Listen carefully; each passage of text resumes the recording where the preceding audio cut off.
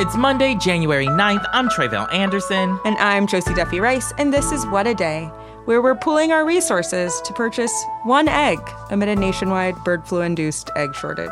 You know, as somebody who typically has eggs with their breakfast every morning and currently doesn't have any eggs in the refrigerator, this is not good. New year, new you, and not of your own choices. Right. Forced upon me. On today's show, President Biden made his first trip to the southern border since taking office. Plus, health officials warn that a new COVID subvariant could be the most contagious one yet. I really need Miss Funky Covidina to sit down. Like, please relax. Please relax. We're done. We got it. Her and all her children. Okay, go sit down. Right. But first, Kevin McCarthy is finally Speaker of the House after 4 days and a truly absurd 15 rounds of voting. Josie, I have to say that watching this all go down as I was wrapping up living my James Baldwin fantasy for the new year, it was quite entertaining how wild it all has been. Yes. So Tre'vell was in Paris, y'all, for the new year. And I bet from there, this was entertaining. Paris looked amazing. It probably looked like WWE Congress or something. So no wonder they were enjoying it from Paris. From Georgia, where we did the countdown at 9 o'clock so my kids would go to bed, I was feeling secondhand embarrassment, mostly for all of Congress and also for myself for being here. So next time, Tre'vell, please take me with you to Paris. That's I can do what that. I take from this whole thing. I could do that. Yeah, it was entertaining, but it was also concerning because, as you all mentioned on the show last week, Kevin McCarthy was courting votes from these far-righters of the so-called Freedom Caucus in the House, and it was their refusal to negotiate that made this whole process as difficult as it's been, all of which basically forced McCarthy to yield to many of their demands. It's like we're in The Little Mermaid all over again, and Ariel has just signed over her voice to Ursula. Now, of course, I hate to compare the right-wingers in the House to such a legendary Disney villain, and we will just have to ignore the long history of Disney coding its villains as queer people for the time being. But my point, Josie, here is that McCarthy basically made a deal with the devil, and starting today, we're going to begin to see some of the implications of it. Let's go over the major concessions that Kevin McCarthy won for this very Pyrrhic victory. Yes. Okay. So one of the big deals McCarthy made to secure his position was changing the rules to allow any single member of the House to call a motion to remove him as Speaker. This is significant because it makes it a whole lot easier than it currently is to trigger what would basically be a vote of no confidence in McCarthy. So it ends up being like a weapon that the most conservative of the GOP in the House can use to potentially wreak havoc if something doesn't go their way. And to that end, McCarthy also agreed to give these hardliners greater representation on major committees in the House. Mind you, this so-called Freedom Caucus consists of a few dozen of the most conservative Republicans, so they're getting outsized influence and control overall here because just a few of them wouldn't initially vote for McCarthy. It's kind of absurd. Matt Gaetz is essentially my 5-year-old child, but you have to negotiate with him versus my 5-year-old child who you can just say, go to sleep. No. I wish we could tell Matt Gaetz, just go to sleep. Just go to sleep. Right. Like, come on. So in addition to that, McCarthy also agreed to a rule that would give lawmakers 72 hours to review bills before they come to the House floor. That sounds like a positive, I think, right, Josie? We like that one? Right. I mean, I think that it feels like if you're voting on a bill, you should take 72 hours to read it. And you know what? I don't feel like these people are such geniuses that they can absorb it all in, 24. That's not the vibe I'm getting from this entire thing. Broken clock, twice a day. Y'all know the saying. Right. Also, McCarthy agreed to create an investigative committee to probe the, quote, weaponization of the federal government, which, okay, waste money, waste time. And he made a guarantee to hold votes on a number of key conservative bills. Those include legislation about abortion, border security, congressional term limits, and more. The Holman Rule will also be reinstated, which basically allows lawmakers to amend appropriations bills to reduce the salaries of specific government officials. Why do I feel like they're never going to reduce their own salaries? That's my guess. Well, right? The specific government officials are somehow not going to be congressmen. Absolutely not. Absolutely not. But Arguably, the biggest concession is in regards to the debt ceiling. In anticipation of the government needing to raise its borrowing limit later this year, a deal was made so that any effort to do so must also be paired with spending cuts. This is probably where we'll see a lot of the proverbial fireworks. As we know, the Democrats in the Senate will likely oppose any demands for spending cuts. So this deal almost guarantees political gridlock, and that would have a destabilizing effect on our entire financial system. The New York Times says we could be in for, quote, the most perilous debt limit debate since 2011. That was when Obama was president and he and Democrats were up against the then new Republican majority in the House. If not for an 11th hour deal, the country would have defaulted on its debt and been unable to pay its bills, which include things like military salaries and Social Security benefits. Oh, boy. So this just seems like a disaster waiting to happen, given that it took 15 times for him to actually become speaker and all the things he sacrificed in the meantime. So what will all of this mean for the House going forward? Well, it means that we'll likely be doing a lot of stories this year about foolishness and political malarkey afoot in the House. So, Josie, Juanita, Priyanka, get ready. Like I mentioned, this far-right faction of House members basically has more tools in its arsenal to make even simple governing difficult.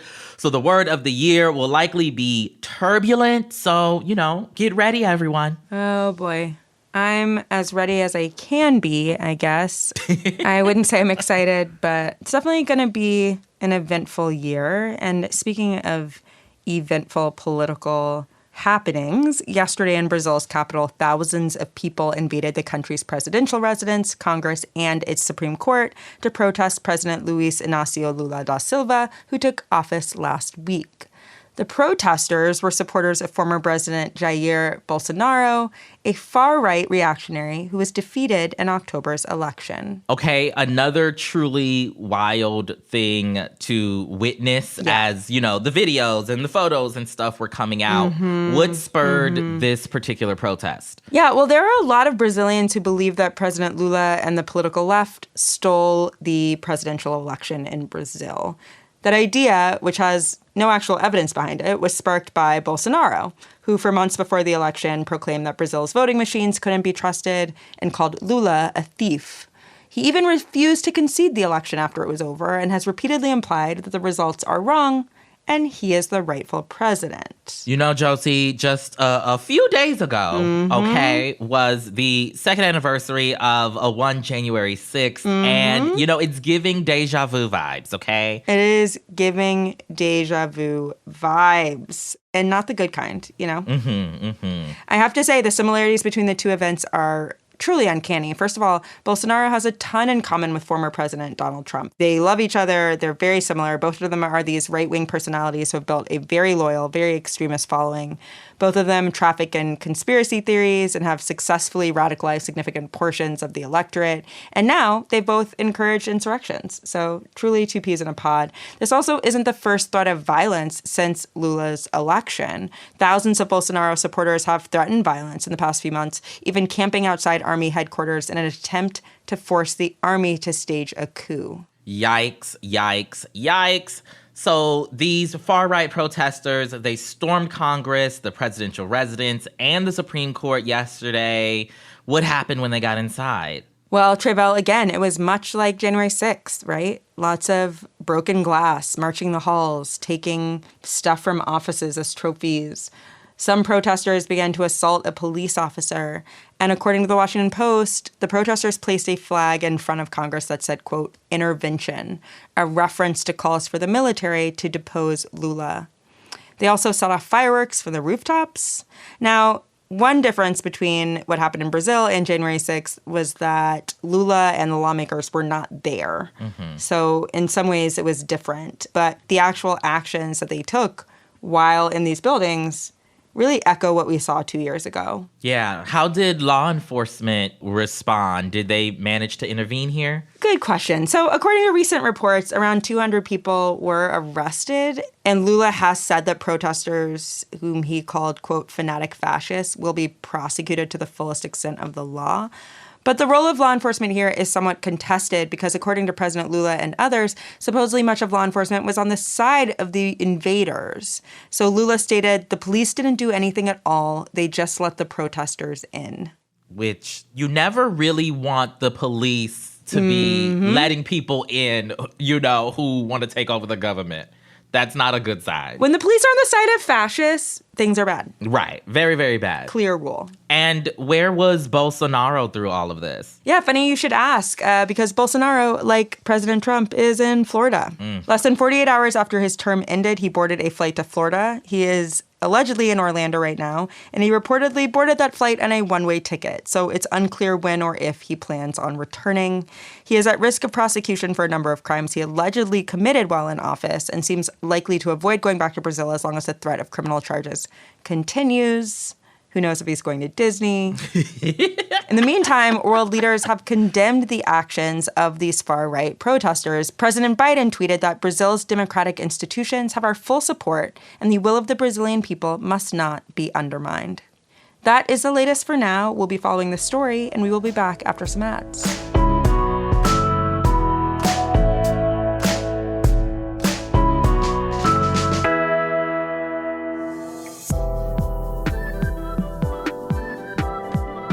What Today is brought to you by Vuori. Whether you're heading to the gym or you're just the kind of person who wants to give everyone the impression that you like going to the gym, Vuori has got you covered. They make some of the most comfortable and versatile athletic wear out there. Yes, whether you're into running, swimming, yoga, all of the above, or like me, none of the above, Vuori makes workout gear that is so freaking comfortable, you'll want to wear it all the time.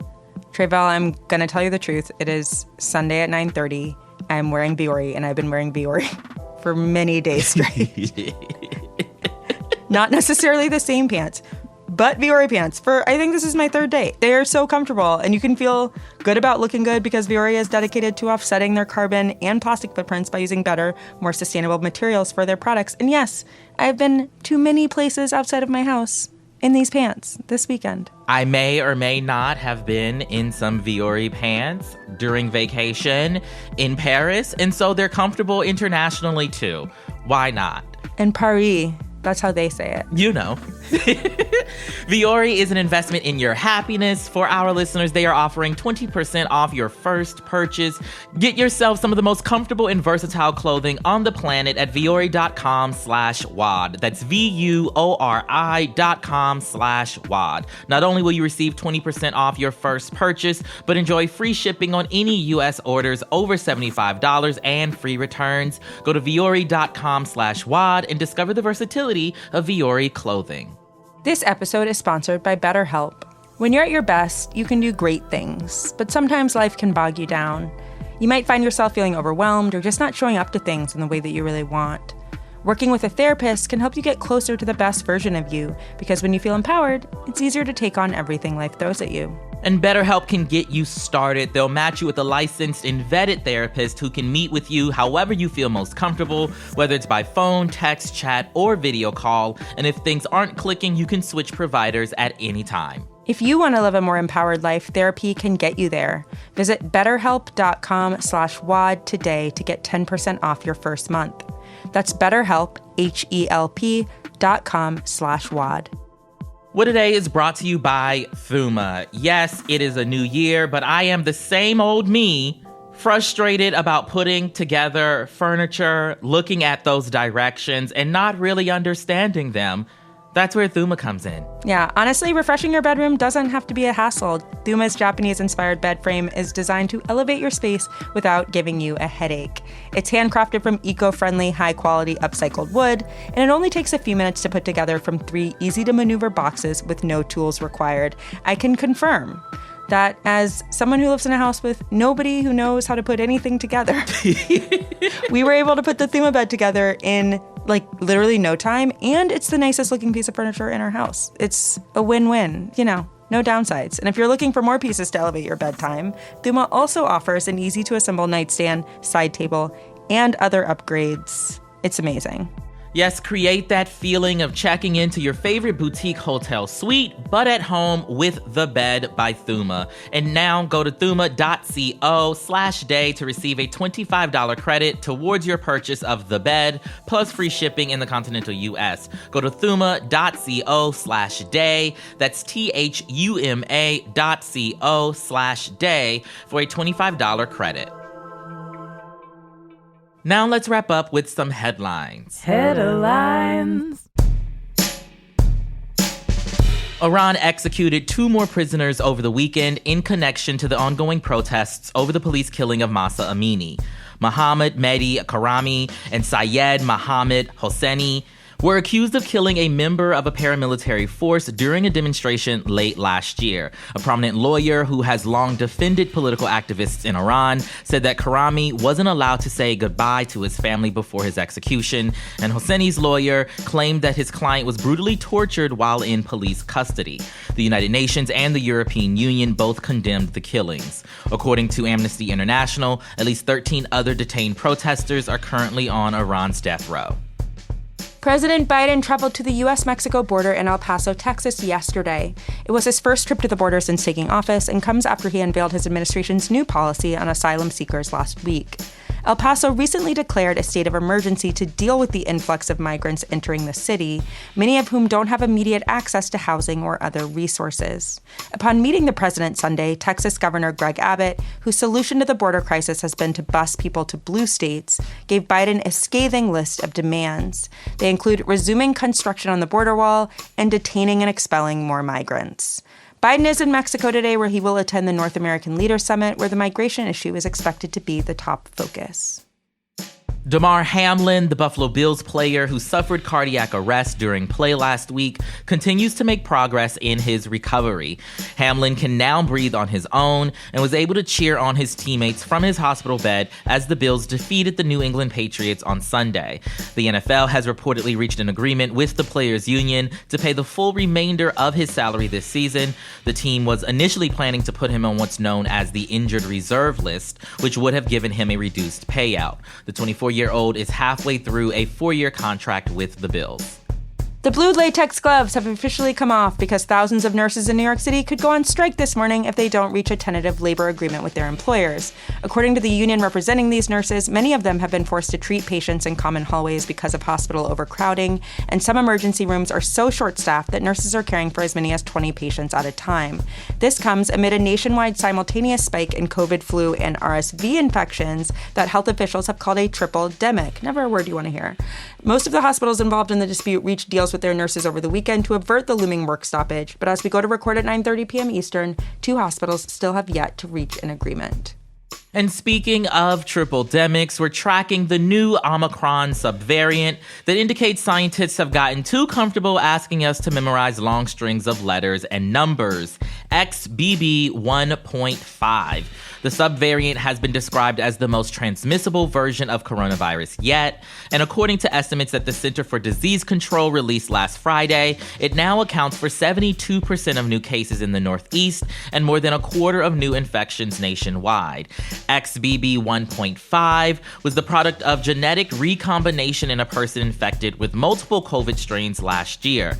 The mutations that it carries do make it better at evading antibodies, but there's no evidence that infection by XBB 1.5 is any more severe than infection by previous Omicron subvariants. Still, it's a good reason to get your bivalent coronavirus vaccine dose if you needed another reason besides the opportunity to relax in a chair for 15 minutes at Rite Aid. COVID has made its point and needs to go home.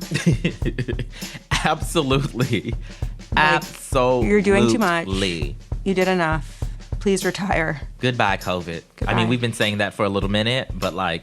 We mean it for real. We really mean it. We really mean it. And if you don't leave, I don't know what we're going to do. We can't do much. We've tried, but we're asking nicely. We are asking nicely. And those are the headlines. That's all for today. If you like the show, make sure you subscribe, leave a review, relax at a Rite Aid, and tell your friends to listen. And if you are into reading and not just 10 letters and numbers in the name of an Omicron subvariant like me, What a Day is also a nightly newsletter. Check it out and subscribe at crooked.com/subscribe. I'm Josie Duffy Rice. I'm Tre'vell Anderson. And wish us luck buying an egg.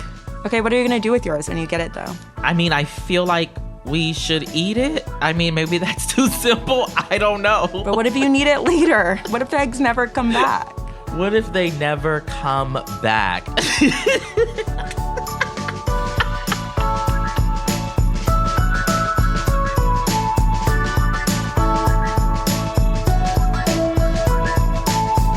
What a Day is a production of Crooked Media. It's recorded and mixed by Bill Lance. Jazzy Marine and Raven Yamamoto are our associate producers. Our head writer is John Milstein, and our executive producer is Lita Martinez. Our theme music is by Colin Gilliard and Kashaka.